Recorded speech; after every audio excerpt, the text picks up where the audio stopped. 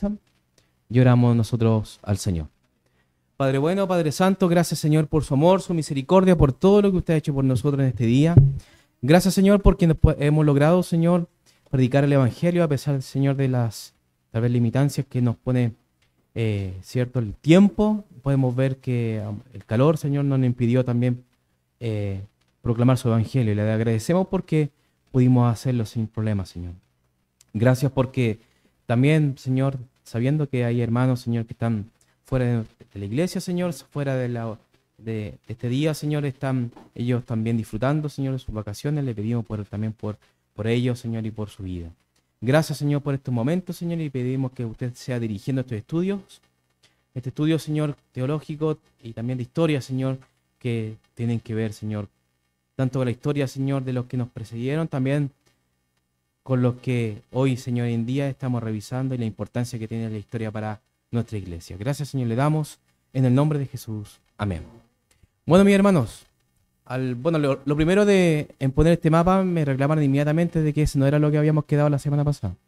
Pero no importa, ya vamos a llegar ahí, ¿ya? Lo importante de esto siempre es saber dónde estamos ubicados en el mapa, ¿cierto? Igual como en este caso, en la búsqueda de un tesoro tenemos que estar ubicados donde nosotros estamos y para poder sondear, en este caso, el contexto. En este caso tenemos por el lado, recordemos que ya no estamos en el lado continental, sino que estamos hablando de la reforma inglesa. Estamos por el lado de la Gran Bretaña, ¿cierto? En ese tiempo estaba dividida por Gales, Inglaterra y Escocia, ¿cierto? Entonces tenemos que tener el cuidado de que aquí habían, en este caso, varios acontecimientos importantes donde se estaba peleando el oficialismo. El anglicanismo, ¿cierto? Tenía, y la semana pasada lo vimos, que tiene distintos sabores, distintas ramas, y se segmentan en dos partes, la High Church y la Low Church. Entonces, ¿qué quiere decir esto? De que hay una de ellas, que es la High Church, está ligada a lo que es el anglo-catolicismo y la Low Church directamente al protestantismo. Pero no tan solo hemos visto eso, sino que hemos también revisado lo que, en este caso, el catecismo de los 39 artículos, ¿cierto?, de la iglesia anglicana y también el libro de la oración. Y hoy nos vamos a retroceder un poquito porque vamos a ver un extracto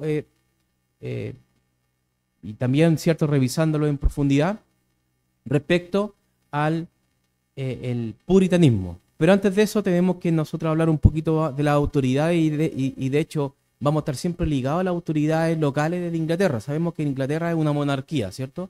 Y como monarquía, y eso es algo distinto, tal vez incluso algo que no podemos entenderlo porque nuestros corazones como chilenos, ¿cierto?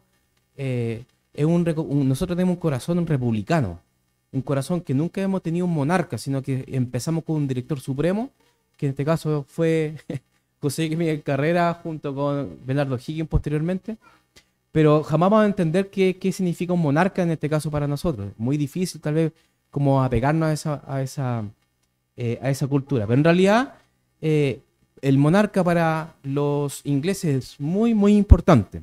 Entonces, Isabel, el título real que tuvo, ¿cierto?, es muy importante para los hechos que posteriormente tenemos que nosotros revisar. La ascensión de Isabel restauró la independencia de la Iglesia de Inglaterra. Esto tenemos que entender de que el catolicismo, vimos en el mapa anteriormente, ¿no? El catolicismo todavía tenía dominio y influencia en el territorio, a pesar de que la propia Inglaterra tenía ya como religión oficial la Iglesia de Inglaterra anglicana, ¿cierto?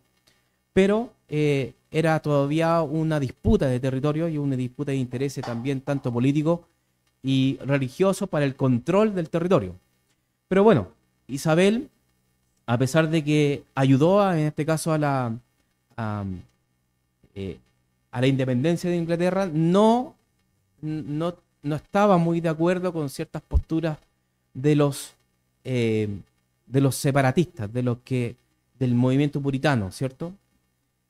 La en la primera parte de su reinado, la separación de la Iglesia Nacional de la Católica quedó completada, ¿cierto? Esas fueron las atribuciones de su gestión. En la segunda parte, el conflicto entre anglicano y puritano, del puritanismo, se profundizó resultando en la victoria de la fracción anglicana. A lo largo de la historia, a pesar de que el movimiento puritano fue muy importante teológicamente hablando, dentro del gobierno tuvieron simplemente 3 años de gobierno en Inglaterra como tal vez gobierno oficial, ¿correcto? Pero sí tuvieron influencia en la Cámara Alta y la Cámara Baja en este caso, del Parlamento. Un poquito más adelante les voy a mostrar un esquema de cómo se compone el gobierno en este caso de Inglaterra, y que justamente dentro de dentro de esta Cámara habían puritanos, había gente que se le denominaba puritano, y vamos a ver más adelante el porqué. Bueno, en el año de su reinado, de Isabel I, se renovó el acta de supremacía y aprobó el acta de uniformidad. Eso es, hermano, lo que nosotros hemos visto, de que estos actas y estas dos actas, ¿cierto?, atentan contra el libre culto. O sea, el que no se perfilaba, el que no se sometía, ¿cierto?, a esta acta, ¿cierto?, que el rey de Inglaterra, o la reina en este caso, Isabel I de Inglaterra, determinaba para la iglesia, no podían algunos de ellos predicar el evangelio. Ministros que eran preparados, ¿cierto?, y que ellos no se adjuntaban se sometían a estas actas, no podían seguir ejerciendo como ministros. ¿Se dan cuenta? Bueno, el título real de defensor de la fe y cabeza suprema de la iglesia se retuvo con la ligera alteración de cabeza por gobernador. Y eso es una función que, por eso le dije que tal vez un poco complicado entender la postura inglesa sobre la importancia del rey. Para nosotros no tiene tal vez ninguna relevancia, y de hecho Chile peleó para que el monarca del Perú, ¿cierto?, de España, perdón, el monarca de España no tuviese territorio aquí. Entonces, por eso nosotros como chilenos tenemos el estandarte de la independencia, de la primera Junta Nacional de Gobierno, y todo lo que sucedió posteriormente para que tengamos nosotros patria. No tuvimos, en estricto rigor sí tuvimos un monarca, el español, pero en estricto rigor Chile siempre fue democrática. ¿Se dan cuenta? Y republicana. ¿Qué quiere decir esto? Que es la república, el Estado, ¿cierto?, con los 3 poderes que nosotros conocemos como el poder judicial, el poder legislativo y el poder ejecutivo, ¿cierto? Entonces, no entendemos, no está dentro de nuestra cultura, pero para el inglés es totalmente diferente esa postura. De hecho, para el inglés es muy importante la posición del rey, que en ese tiempo era así, ¿cierto? Y para la iglesia anglicana también es muy importante, pero hay que hacer una distinción, hermanos. Nunca, pero yo creería y podría afirmarlo, hermano, de que la posición del rey jamás ha sido de un papa. Yo creo que ese es como siempre un mito, tal vez un mito evangélico, pensar o afirmar que el anglicanismo pone al rey, en este caso de Inglaterra, como si fuese el papa, sino que los anglicanos como tal, sobre todo de ese año, lo ponían como, se dan cuenta que hicieron un cambio, si bien fue ligero, pero no como cabeza de la iglesia anglicana, sino como gobernador de la iglesia anglicana. De hecho, el mayor responsabilidad que tiene el rey, el monarca, es simplemente de defensor de la iglesia. ¿De la iglesia cuál? La iglesia de Inglaterra. Es un defensor, vela por la seguridad. De hecho, hoy en día, el único que podríamos decir que ingiere gobierno dentro de la iglesia es el arzobispo de Canterbury, que hoy en día sigue vigente esa posición. Os le dije la semana pasada de que eso, si bien puede ejercer gobierno, pero en realidad es como más que nada una especie de tradición tenerlo como una especie de cabeza. Pero el rey en estricto rigor no ve, y hasta hoy en día, no ve ni aplica doctrina. ¿Se dan cuenta?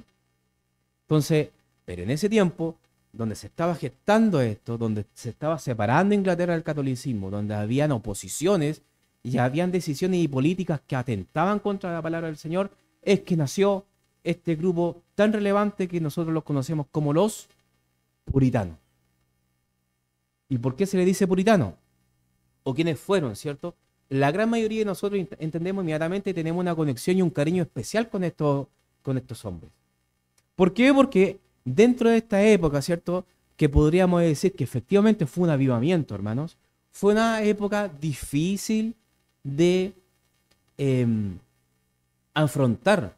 Fueron momentos difíciles, no fueron momentos en que, de hecho, nosotros estamos en un momento tan de paz, hermano, y eso es lo que tal vez el pastor siempre ha hablado. Estamos en un momento, no estamos siendo perseguidos, no tenemos conflicto con el Estado todavía, estamos teniendo algunas perezas, pero puntualmente como confrontarnos con el Estado y viniendo acá carabineros y porque no podemos hacer un culto y no vamos todos presos, eso no ha pasado hoy en día. Antiguamente tal vez en algún momento de la historia de Chile sí fue así, ¿cierto? Porque el catolicismo fue el oficialismo de acá. Pero no hemos enfrentado hoy en día en este siglo, no nos hemos enfrentado a este tipo de situaciones. Pero los puritanos sí, ¿cierto? El puritanismo es la palabra para describir el movimiento de la reforma religiosa del siglo XVI y XVII que procuró purificar la Iglesia de Inglaterra de los restos del catolicismo papista, que los puritanos denunciaban que habían quedado tras el establecimiento religioso alcanzado al principio del reinado de Isabel I. ¿Se dan cuenta? Isabel, la acabamos de ver, se separó del catolicismo, pero todavía habían residuos, hermano, dentro de la propia iglesia anglicana, que no se separaba en este caso totalmente de Roma. De gobierno sí, pero de doctrinas todavía no. Entonces eso era algo evidente que los puritanos se daban cuenta. La mayoría de los príncipes impulsores que se emplearon al efecto fueron celosos protestantes. Los primeros puritanos eran hombres que no podían aceptar que la obra estuviera ya completa ni descansar satisfechos con ella en su imperfección. Deseaban hacer a la iglesia un instrumento tan perfecto como fuera posible para la promoción de la verdadera religión y por tanto rechazaban completamente todo lo que tolerara el error y la superstición católica. Ellos estaban alerta, ellos eran hombres preparados, no eran hombres tal vez simplemente con un sentir, ¿correcto? Sino que ellos estaban totalmente, aparte de ser movidos por su conciencia y movidos por una conversión real, ellos estaban totalmente preparados doctrinalmente para detectar los problemas de que la iglesia anglicana estaba tomando dirección. ¿Se dan cuenta? Entonces el puritanismo fue muy, muy importante. No ponían objeciones a la relación de la iglesia con el Estado o algún control por las autoridades civiles. ¿Se dan cuenta? No es el puritanismo no está ligado al anabaptismo. Que el anabaptismo no quiere saber absolutamente nada del gobierno, no quiere saber del control. De hecho, entre más lejos del gobierno y del Estado, mucho mejor. Pero aquí los puritanos no estaban en ese tono. Los puritanos estaban a favor de regirse por un rey. Pero ese rey tenía que estar, en este caso, o la iglesia que representaba la iglesia en general de Inglaterra, tenía que estar bajo los estatutos de la palabra del Señor. Y eso es lo que ellos veían y decían que no era así. ¿Se dan cuenta? Se sometieron a las regulaciones que tales autoridades aprobaban, pero ya sea consistente o inconsistentemente resistieron aquellas que les pareció inapropiadas y contrarias a los intereses de la verdad protestante. Cuando hablamos de protestantes, estamos hablando, hermanos, del protestantismo del siglo pasado, ¿cierto? Estamos hablando del protestantismo del continente europeo, ¿cierto? De la herencia, ¿cierto? De la reforma y que esto llegó a la isla. Si bien el cristianismo primitivo llegó a Inglaterra, no por medio de los puritanos, no por medio del continente, ¿cierto? Y la iglesia fue fundada, la iglesia celta en este caso en Inglaterra, y que inicialmente ellos estaban separados totalmente del catolicismo. Pero después con el tiempo y con las influencias políticas y con los cambios de reyes, ¿cierto? Y con los conflictos tanto anglosajones, nórdicos, ¿cierto? Y todo lo que pasó durante toda la historia, el catolicismo se introdujo en Inglaterra. Entonces era muy importante esta posición puritana. Puritana peyorativamente, ¿cierto? Sabiendo de que ellos en realidad se autodenominaban como protestantes evangélicos cristianos. No actuaron solo o principalmente, como a veces se les ha acusado, por hostilidad al gobierno eclesiástico de los obispos, sino por la intensa convicción de que la jerarquía, tal como era y aparecía que iba a quedar siendo, era destructiva para la pureza de la verdadera religión. ¿Correcto? Ese era el propósito a grandes rasgos de los primeros puritanos. Aquí todavía no llegamos todavía a los viejos conocidos, ¿cierto? Sino que estamos viendo los primeros puritanos, la primera ola, por así decirlo, puritana, donde aún no se separaban en 4 fracciones. Pero en estricto rigor es así. Obsta principis. Vamos a ver de qué se trata esto. En el primer año de su reinado, ¿cierto? Se aprobaron el acta de la supremacía y el acta de la uniformidad, subrayando la segunda fuertemente la conformidad requerida de las vestiduras y formas, a lo que los puritanos tenían profundos escrúpulos. Ellos sostenían que ciertas vestiduras usadas para los sacerdotes idólatras de Roma contaminaban y oscurecían el sacerdocio de Cristo, aumentaban la hipocresía y el orgullo, eran contrarias a la escritura y su posición era una tiranía. El anglicanismo tiene muy importante papel, ¿cierto? Las vestiduras. Y de hecho esto es algo como tal vez propio de la iglesia anglicana y de hecho no tiene esto que ver con ciertas doctrinas que ellos abrazan. Ellos tienen como muy ligados, ¿cierto? Y muy a sabiendas de que ellos no desecharon las vestiduras sacerdotales del catolicismo. Y hay algunas que se identifican. Por ejemplo, el color rojo significa que es un obispo, el color blanco significa que es un ministro. O un pastor local, un presbítero. ¿Se dan cuenta? Entonces, hay distintas vestimentas que ellos sí defienden, pero el puritanismo no se vestía rigiéndose por ese tipo de doctrinas, sino que ellos se apartaban. ¿Y cómo se vestían ellos? Como estamos viendo en la pantalla. Este hombre, ¿cierto? Es como una representación de un puritano y ellos se vestían justamente de esa manera. Los puritanos eran celosos del honor de Cristo, la verdadera cabeza de la iglesia, y no se conformarían a nada que tendiera a poner en peligro la verdad protestante. Los puritanos actuaban bajo el consejo de los reformadores continentales, quienes exhortaron a no escuchar los consejos de esos hombres, que cuando ven que el papado no puede ser honestamente defendido ni enteramente restringido, usan todos los artificios para mantener el rostro externo de la religión mezclado, incierto y dudoso, de manera que mientras se pretende una religión evangélica, se facilitan aquellas cosas que obstruyen a la iglesia y que la hacen regresar al papado, a la superstición y a la idolatría. Los puritanos no rechazaron usar las vestiduras por ser vestiduras meramente, sino por ser símbolos, y su lema fue obsta principis, ¿cierto? Que es volver, en este caso, al principio. El silencio opresivo del clero. El clero parroquial al comienzo del reinado de Isabel estaba constituido casi enteramente por los sacerdotes de misas católicas, que se habían conformado al nuevo orden. Para conseguir la uniformidad se publicaron anuncios por los obispos en 1566, probablemente elaborado por arzobispo Parker en 1564, mediante los cuales se ordenaba que todas las licencias para predicar otorgadas por los arzobispos y obispos dentro de la provincia de Canterbury, que llevaran fecha anterior al primer día de marzo de 1564, quedaban vacías y sin contenido.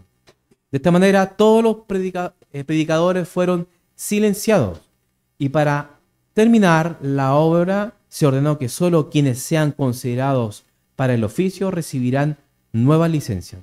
De esta manera, solo los ministros que se conformaran serían restaurados. Algunos de los mejores y más conscientes del clero fueron expulsados del oficio, y miles de parroquias quedaron destituidas sin ministros que predicaran. Existía una baja en la religiosidad, teología y moral en el clero, y los puritanos sabían de esta situación, por lo que realizaban lo que se conocía como professings. Eso era, hermanos, una especie de reuniones en ciertas casas donde esto viene de hecho desde Suiza. Justamente era una tradición impuesta y realizada por Ulrico Zwinglio, de la iglesia, en este caso de Zurich. Ellos, ¿qué hacían? Se reunían en ciertas casas, en ciertos lugares, para capacitar a sus pastores. Tenían, en este caso, era como una especie de retiro, podríamos decir, pero era una disciplina ministerial donde todo predicador llegaba a este lugar a las 8 de la mañana, y posteriormente tenían unos servicios y cada instante, creo que no sé si cada 3 horas, cada 4 horas, tenían que tener una predicación. Tenía que generar un sermón y exponerlo. Entonces era una especie de academia, podemos decir, de predicadores, y de que esto llegó, en este caso, a Inglaterra. Pero esto obviamente de que estaba en contra. De hecho, la reina fue totalmente desaprobaba la reina Isabel, ¿cierto? Desaprobaba esta práctica, pero lamentablemente aquí quedaron mucha gente, muchos puritanos, muchos ministros reales y verdaderos, ¿cierto?, afuera, porque ellos obviamente no estaban inconformes con lo que las decisiones que estaban tomando las autoridades. Bueno, el arzobispo Edmund Grindal. Este hombre, más que nada, es importante tal vez revisar lo que hizo. El 20 de diciembre de 1576, Grindal escribió una respetuosa carta a la reina en la que decía, estamos hablando de este arzobispo, ¿cierto? Decir arzobispo en Inglaterra, estamos hablando de el arzobispo de Canterbury. Entonces es como el capellán de Inglaterra en estricto rigor. ¿Se dan cuenta? El arzobispo de los obispos de Inglaterra, el representante de turno en ese momento. No el papa, sino que simplemente un obispo. Me veo obligado con toda humildad y sin embargo claramente a profesar que no puedo con conciencia segura y sin ofensa a la majestad de Dios dar mi consentimiento a la supresión de los ejercicios mencionados. Mucho menos no puedo mandar a ninguna imposición para la subversión completa y total de los mismos. Por este atrevimiento, Grindal fue suspendido, su cese puesta bajo secuestro durante 6 meses y quedó confinado en su casa. Este hombre, en realidad, el rey en ese tiempo, y de hecho actualmente, sí puede dar de baja a obispos y a arzobispos, el rey. Hoy en día, en la actualidad, no lo hace porque es una cosa más que nada política, ¿cierto? Y de hecho, no existe tal vez un interés en hacerlo. Pero en ese entonces sí podía y tenía la facultad de bajar y subir, ¿cierto?, ministros. Los artículos del arzobispo Gift, ¿correcto? John Giffith. Dice, Grindal murió en 1583 y fue sucedido por Whitgift, quien durante la primera semana de su gobierno episcopal publicó sus famosos artículos. Y esto, tal vez, antes de leerlo, hermano, es súper importante tal vez comentarlo. A veces la historia, y sobre todo lo que exponemos, ¿cierto?, este tipo de materiales, tenemos que ser más o menos neutrales en las cosas como para poder que cada uno de nosotros podamos formar una opinión, ¿cierto? Es como el principio del que relata, ¿cierto? No está ni allá, no está ni acá, no está ni acá. Pero a veces es un poco difícil en esa posición, sobre todo para mí, porque corre sangre en mis venas, por hermano. Entonces, aquí nos damos cuenta de que este hombre efectivamente fue un tirano. Y esto es lo que en este caso publicó en su artículo y que dice, y escuche muy bien porque esto fue detonante y esto generó más aún, agitaba los ánimos en este caso de los hermanos puritanos de Inglaterra. ¿Qué decía? Que toda enseñanza, catequización y oración en cualquier casa privada donde hay presentes, además de la familia, será completamente acallada. Que nadie predique, escuchen muy bien, que nadie predique o catequice, salvo de que lea el servicio completo y administre los sacramentos 4 veces al año. O sea, había un requisito para poder predicar. Que todos los predicadores, además, en órdenes eclesiásticas, visiten en todo tiempo la indumentaria prescrita.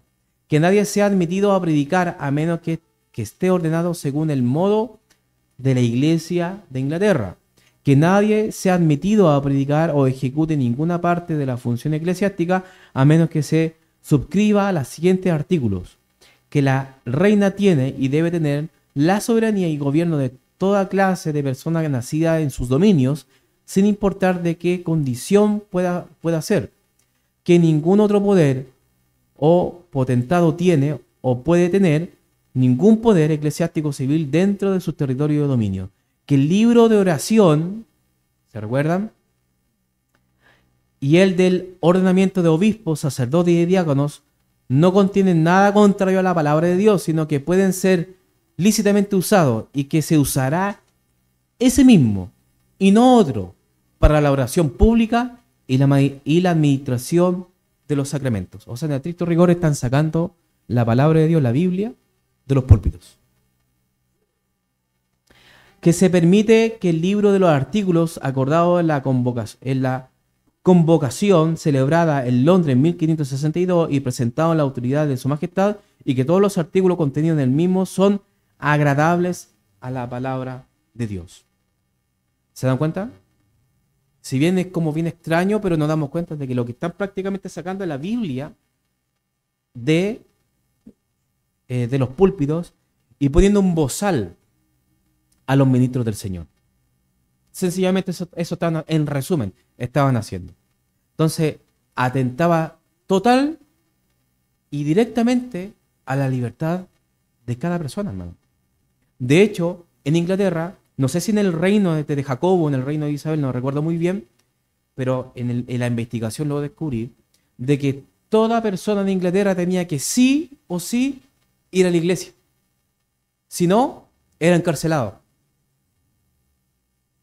Uno dice, tal vez bajo el punto de vista de nosotros, chuta, que bueno, por último van a estar dentro de la iglesia, ¿cierto? Pero eso atenta contra la libertad de culto, la libertad de expresión, la libertad propia y dignidad del ser humano.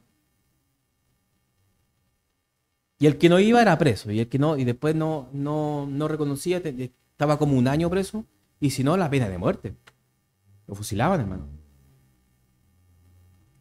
Entonces era bien tremendo lo que estaba sucediendo aquí en Inglaterra, era un tema bien ajetreado, ¿cierto? Más o menos, para que ustedes podamos entender más o menos de cómo se compone, ¿cierto? Existe el Parlamento y existe el Rey, ¿cierto? Dentro del Parlamento está la Cámara de los Comunes, que si ustedes citan y ustedes quieren investigar el mundo puritano o el mundo del anglicanismo, van a encontrarse con este tipo de definiciones. La Cámara de los Comunes y la Cámara de los Lores, ¿cierto? Podríamos así decirlo como entre los diputados y el Senado, donde ellos son elegidos por los condados y elegidos por la ciudad, mientras que por el lado de los loores, ¿cierto? Sabiendo que siempre hacen esta distinción entre nobleza y los plebeyos, ¿cierto? Elegidos por el rey y miembros por derecho de familiar. ¿Qué hacen en el Parlamento? Aprueban nuevos impuestos, aprueban nuevas leyes, presentan quejas, sugerencias al rey, asuntos privados, tierras comunales, navegación, divorcio, etc. Y esto todo en favor, y eso es la cultura que nos cuesta, porque en realidad nosotros tal vez en nuestro parlamento se ataca de forma muy, tal vez hasta peyorativa, ¿cierto? Y incluso rozando lo respetuoso, pero se tiene esa libertad bajo la democracia de que el presidente no es intocable. Entonces, los diputados y senadores, tal vez en sus discursos, cuando revisan las leyes, llegan inmediatamente, podrían incluso atacar al presidente. El presidente tanto no hizo esto, y entonces deja a la gente de esta manera y da su opinión política respecto al gobierno, ¿se dan cuenta? Pero aquí en Inglaterra es muy distinto, pues hermano. Decir eso era bien difícil y la posición del gobierno, del rey, era bien eh, eh, divino, podríamos decirlo. No hay una idolatría como tal, pero sí tenían temor en la cultura inglesa. De hecho, nosotros pudimos verlo cuando murió la reina Isabel, de que fue una conmoción mundial, obviamente, porque era bien querida por varios países, había hecho varias cosas, varias obras, y estuvo un momento difícil en Inglaterra, pero la gente se paró en completamente toda la isla. Gales, Escocia e Inglaterra. Entonces algo que no podíamos comprender porque en realidad es como algo que nos viene en nuestro ADN, ¿se dan cuenta? Como latinoamericano. Pero en realidad es bien compleja la posición del rey. Y estabiliza. De hecho, si no hay monarquía, la cultura inglesa es como, no, tiene que haber un rey. ¿Se dan cuenta? Entonces es interesante. Es muy interesante su posición. Y la función del rey, gobernar, elaborar nuevas leyes que deben ser aprobadas por el Parlamento, recaudar impuestos que deben ser aprobados por el Parlamento, dirigir la política exterior y controlar la Iglesia de Inglaterra. ¿Se dan cuenta? Está dentro de sus funciones. Ahora estos puritanos, ¿qué creían, hermano? Yo creo que aquí ya varios de nosotros ya estamos entendiendo para dónde vamos, ¿cierto? Los puritanos eran justamente reformados, ¿cierto? Calvinistas. Eran calvinistas, no abrazaban ningún otro tipo de doctrina o teología, no eran arminianos, eran calvinistas. La doctrina de los reformadores y de sus sucesores conformistas y puritanos justamente habían sido calvinistas. Wycliffe era calvinista, el que algunos arzobispos que estuvieron participando, algunos de ellos eran también calvinistas. El anglicanismo como tal, recordemos que está la High Church y Low Church, netamente calvinista. El rey, que se jactaba de su teología, había mantenido el calvinismo y los representantes de Inglaterra en el sínodo de Dort, que eran de la misma opinión. ¿Se recuerdan esto de Jacobo I? Envió gente a los cánones de Dort, ¿correcto? Y al sínodo de Dort, que posteriormente se tradujo los cánones de Dort, que lo vimos con el pastor. Un cambio sucedió en el clero establecido y muchos comenzaron a sustentar el arminianismo. Y aquí tenemos que poner mucha, pero mucha atención. O más bien el semi-pelagianismo de tipo católico. Los puritanos retuvieron la antigua fe y en 1620 se les prohibió predicar.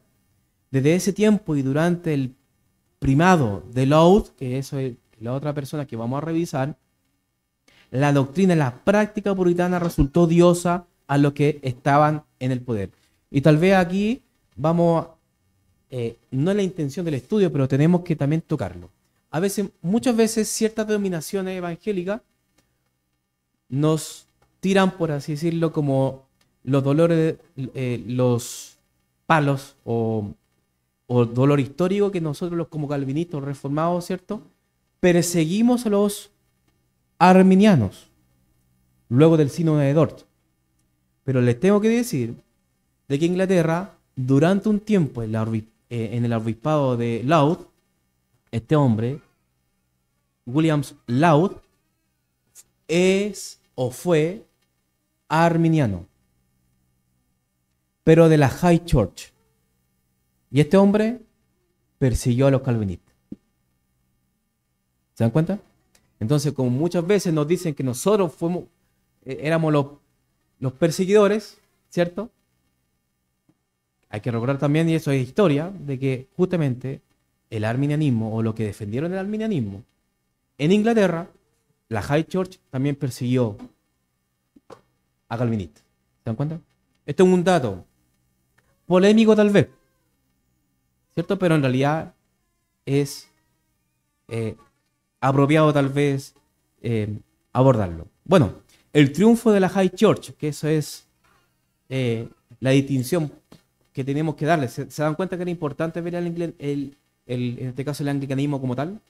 Porque si no vemos, ¿cierto? O no entendemos en la médula de cómo funciona la iglesia anglicana, no vamos a entender nada la posición de los obispos, no vamos a entender absolutamente nada que significa high, low, calvinista, anglo, católico. No tenemos absolutamente ninguna idea, sino íbamos a ver primeramente la definición del anglicanismo. Bueno, el triunfo de la High Church fueron días difíciles para los puritanos, ya que a la llegada de William Laud fue un golpe muy fuerte al movimiento. En 1633, Laud accedió al arzobispado, ¿cierto?, de Canterbury a la muerte de Abbot, sintiendo los puritanos la fuerza de su feroz celo. Durante los siguientes 7 años, multitudes de ellos y ministros y laicos se marcharon a Holanda y América. Hubo una emigración, ¿cierto? Cuando hablamos de emigración es porque, algunos hermanos pueden entenderme, sino que se van del país. Se van, ¿correcto?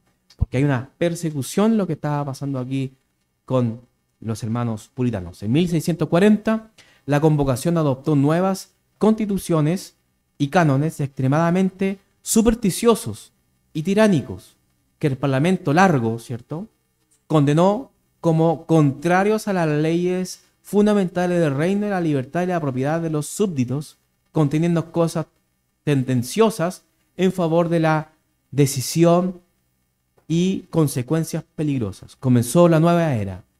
El puritanismo, propiamente así dominado, estaba terminando, pues los puritanos se dividieron en 2 facciones: los independientes, ¿cierto?, y los presbiterianos. Vamos a dejarlo ahí. High Church, en este caso arminiano, más involucrado en el semipelagianismo. Recordemos que el semipelagianismo es esta doctrina, ¿cierto?, muy contraria, ¿cierto? Y de hecho el contraste propio del calvinismo como tal. Recordemos el tulip, ¿cierto?, que nosotros es como el resumen de los cánones de Dort, donde vemos que la depravación total, ¿cierto?, donde vemos que la elección incondicional, la gracia irresistible, ¿cierto?, y los 5 puntos que podemos ver, mientras de que el arminianismo, influenciado por el semipelagianismo, muestra que el hombre no está totalmente separado de Dios. Doctrinalmente eso es algo que nosotros no podemos afirmar y va en contra de nuestra propia esencia calvinista, porque en realidad no podemos nosotros aceptarlo. De hecho, fueron sentenciados en los cánones de Dort. ¿Correcto? Entonces, en este tiempo fue una lamentable emigración puritana, pero todo esto, hermanos, fue movido por el Espíritu Santo del Señor, porque esto dio cabida a varias cosas más. Veamos. Esto, le traigo esta tabla, ¿cierto?, porque a veces los monitos, ¿cierto?, funcionan mejor que tal vez muchas palabras. Pero esto es algo como una especie de esquema para que podamos tener en cuenta. Y mira lo interesante de aquí, hermano.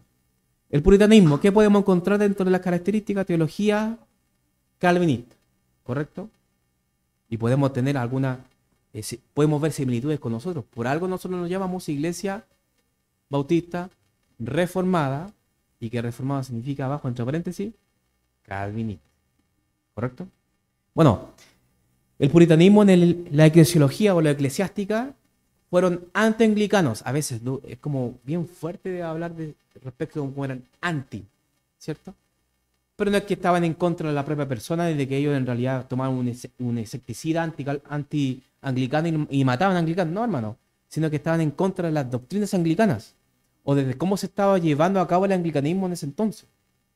Porque en el anglicanismo, el High Church era anglo-católico. Volvieron al catolicismo. Entonces, la iglesia todavía no estaba oficial, estaba en decadencia. Bueno, lo eclesiástico, el criterio del Nuevo Testamento para el gobierno de la iglesia, ¿cierto? Y ahí habían bastantes diferencias respecto al gobierno desde el punto de vista puritano. Habían diferencias de gobierno.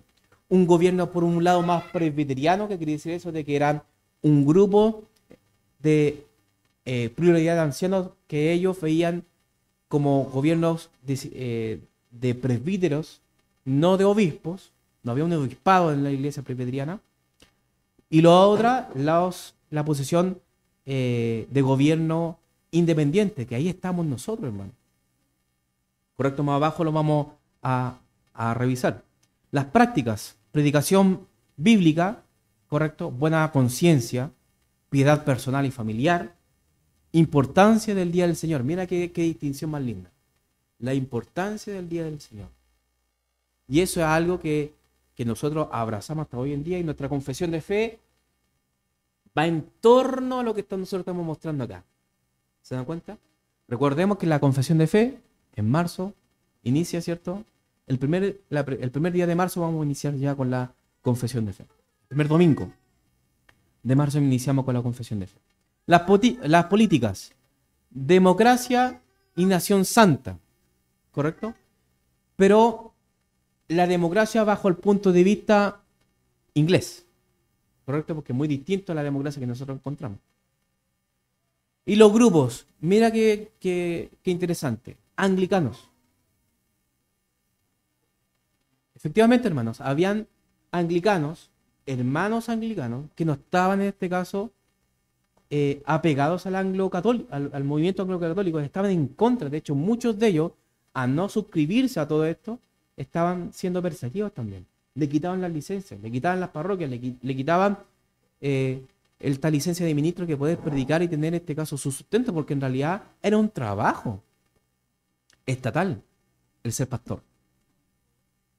¿Correcto? Entonces, habían anglicanos que no estaban conformes con esto. Estaban el otro grupo, los presbiterianos. El grupo presbiteriano, más un poquito al norte, el norte de Escocia, también estaba no conforme con lo que estaba sucediendo. Estaban molestos. También había un grupo, y este grupo que se separó, ¿cierto? Los presbiterianos y separatistas fueron lo que evolucionó el puritanismo como tal, juntamente con ciertos grupos anglicanos. El puritanismo se desfragmentó en estos tres grupos posteriores. En un principio no, pero después hubieron separaciones por diferencias, en este caso teológicas. Pero al final tenían el mismo sentir y tenían la misma moción de reformar la iglesia de Inglaterra. Los presbiterianos, ¿cierto? Ya lo revisamos, más al norte de Escocia, en el norte, sobre todo en Escocia, inició todo esto. Ellos veían también el gobierno, el bautismo, ¿cierto? Pero ellos veían también la necesidad de una reforma. El grupo separatista, y ahí cuando nosotros entramos a los primeros, tal vez, menciones de nuestra denominación, por así decirlo, ¿no? Los congregacionalistas y los bautistas particulares. Ahí estamos nosotros, dentro del grupo separatista. Se dan cuenta de que todo esto tiene un contexto, todo esto tiene y todo lo que sucedió aquí generó un impacto. Tal impacto que justamente lo que nosotros revisamos, ¿cierto? Como enganche, ¿cierto? Al día de hoy, que vamos a revisar justamente la historia de esta mujer, que en realidad se los debo, pues, hermano, se los debo. Tengo que decir qué sucedió y por qué era importante y por qué tuvimos que dar esta introducción a este hecho. Bueno, hermano, la mujer que estamos viendo ahí es crucial para nuestra historia, ¿cierto? Y sobre todo para un segmento en particular que se llama la iglesia presbiteriana. Jenny Geddes fue, en este caso, un acto simbólico y también un acto bajo el celo del Señor que esta mujer hizo. Revisemos lo que es lo que sucedió. Esto sucedió en Escocia, ¿cierto? Y se llama este acto, ¿cierto? Esta representación se llama, y lo que sucedió ahí, se llama la Revolución de la Presbiteriana. ¿Correcto? En Escocia en el siglo XVII.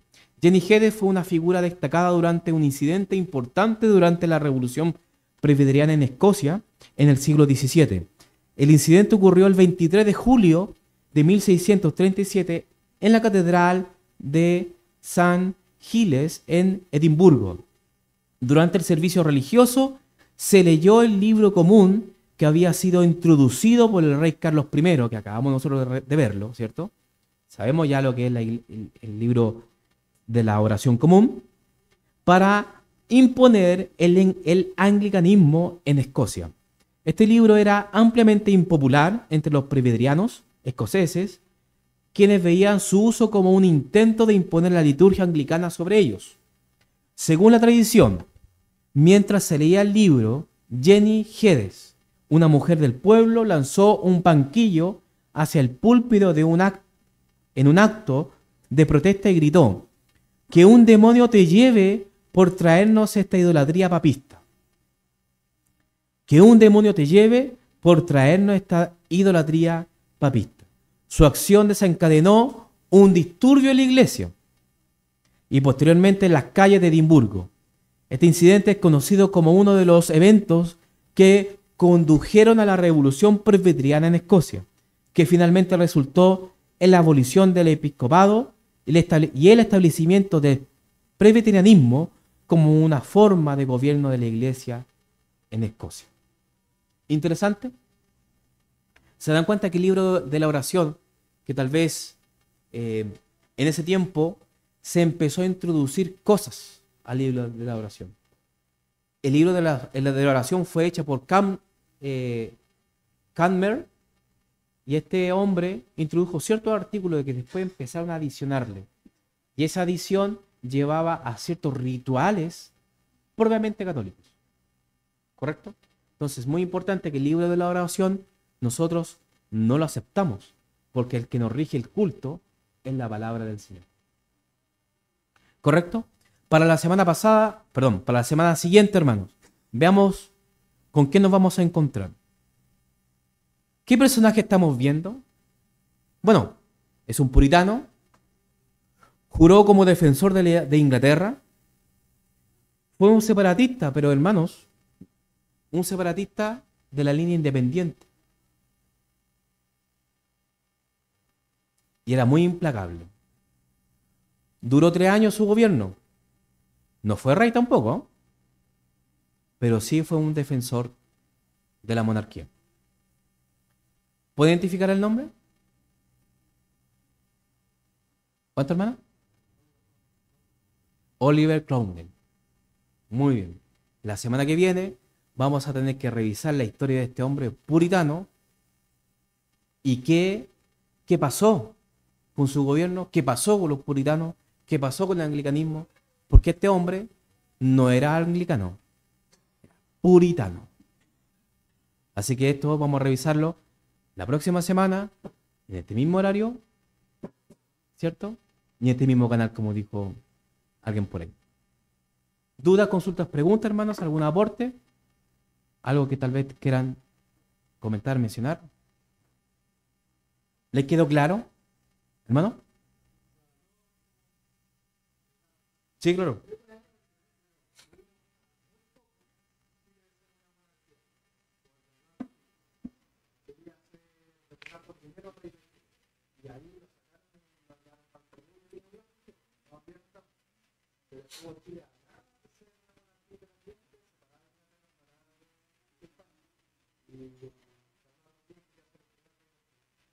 Que instaurar una monarquía.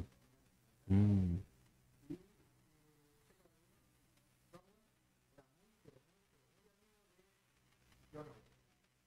amén. Sí. De hecho, como dato, bueno, se me está adelantando el Nachito, pero no importa. Pero efectivamente, John Owen fue capellán de Oliver Cromwell. Muy importante. Importantísimo. John Owen ya sabemos quién es, ¿cierto? Para algunos, ¿no? John Owen. Vamos a tener que revisar la historia también de él, de John Owen. Muy importante, hermanos. Bueno, en realidad, en ese caso tendríamos que hacer una lista completa de revisar cada uno de los puritanos que había en ese entonces. Pero sí, una era muy importante, hermano.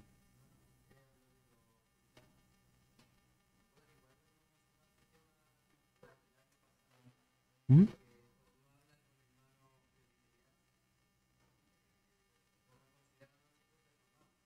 Sí.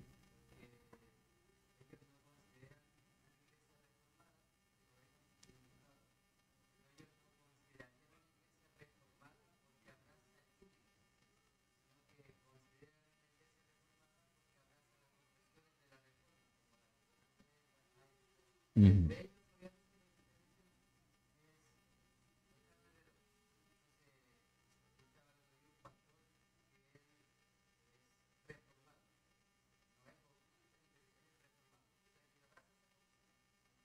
Correcto.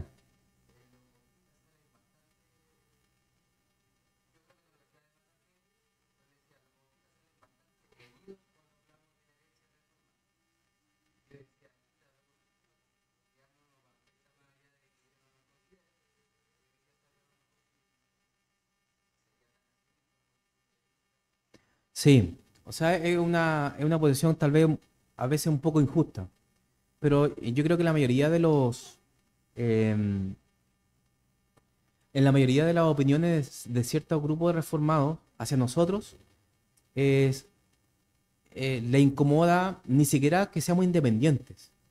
Lo que le incomoda precisamente es el bautismo.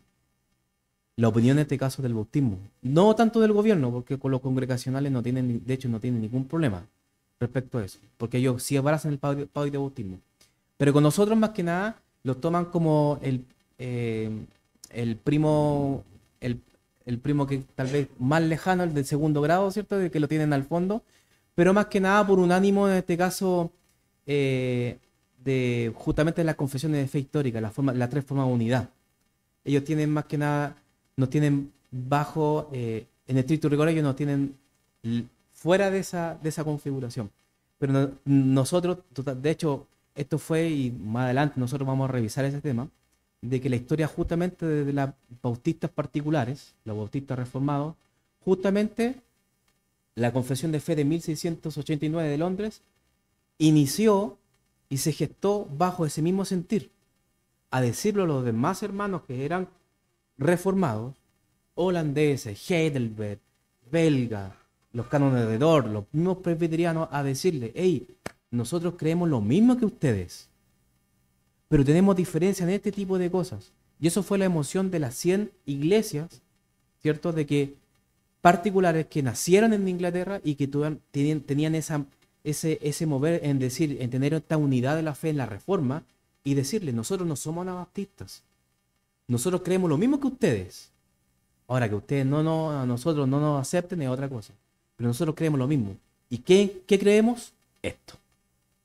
Y la Confesión de Fe de Londres es un extracto en particular sacando a Westminster, ¿cierto? Entonces muchos de ellos quedan como tal vez sin argumentos, pero en realidad más que nada es un afán reformista, más que nada para dejarnos afuera, pero en realidad hay ciertos ministerios que sí nos, nos, nos componen y de hecho no pueden ellos sacarnos de la configuración porque en realidad somos históricos.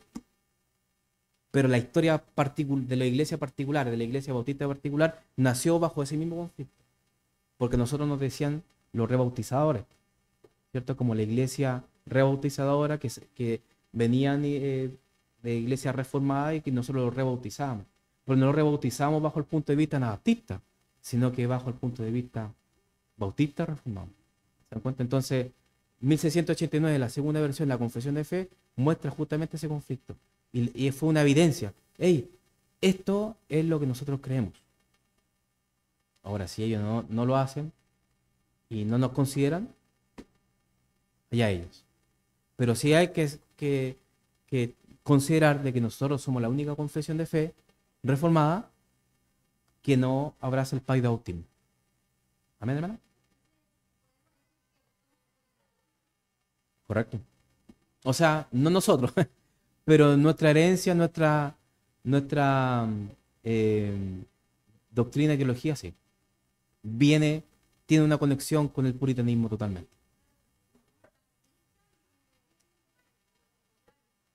Correcto. Hoy en día decir calvinista abraza muchas cosas, pero en realidad sí. Calvinista histórico, confesionales. Correcto. Entonces venimos de una línea, en este caso, que efectivamente conecta con el puritanismo. Quieran o no quieran reconocerlo, Dani. Amén. Oramos al Señor, hermano, porque ya nos pasamos. ¿Correcto? Padre bueno, Padre santo, gracias, Señor, por su amor, su misericordia. Porque usted es bueno, Señor, con nosotros. Le agradecemos por esta instancia, Señor, que tenemos de poder, Señor, instruirnos, aprender, Señor, desde la historia. Como le contábamos hoy día, tal vez a una hermana en feria, de que la historia si nosotros no la sabemos, estamos totalmente condenados a volver a repetirla, Señor. Le agradecemos por lo que nos antecedieron, le agradecemos por estos personajes, Señor, que hemos estado revisando, de que con sus luces y con sus sombras, Señor, podamos darnos cuenta de que todo esto es movido, Señor, por usted. Y gracias, Señor, por eso, porque por esta razón es por lo que estamos nosotros acá. Gracias, Señor, le damos en el nombre de su Hijo amado Jesús. Amén.